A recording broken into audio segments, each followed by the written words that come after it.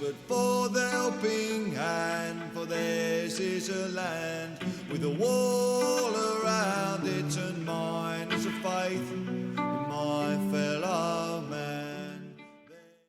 As soon as the Empire deemed it so, the agreement was signed.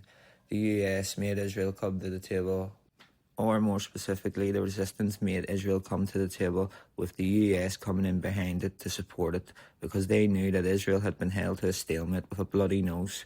So-called most advanced fighting force in West Asia was held to a stalemate by a guerrilla force, held to a stalemate by a resistance force of the people. The Israeli campaign was a dire failure. This will be clear when we look back in history. Israel failed in their stated goals in the Gaza Strip. On Saturday 25th, we seen the shows of force from Hamas and the resistance groups when the transfer of the prisoners began. This showed, as Frahu said, an undefeated army of the people.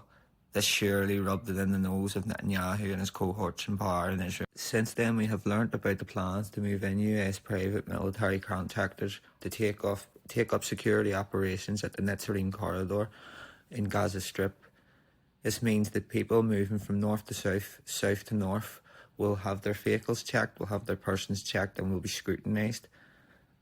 This, after everything, the Egyptians will be part of an international contingent along with US Special Forces taking over these security operations. Most likely they will be joined by Jordanian soldiers as well. One of these groups are notorious and very well known in West Asia for their exploits. This group is called Academy, formerly known as Blackwater. Blackwater has been known for their crimes against humanity, especially during the Afghanistan occupation. This occupation was led by the US and was supported by the NATO countries, including the UK. Some of these crimes include the Nassar Square murders of civilians, which ended up in 17 people being killed and 20 others injured. Another would have been the torture of 2 innocent people within the Bagram facilities near Bagram Air Base, which was occupied by UK and US troops at the time. Most of those who had been charged and sent to jail for these crimes have now been pardoned by the now President Donald Trump.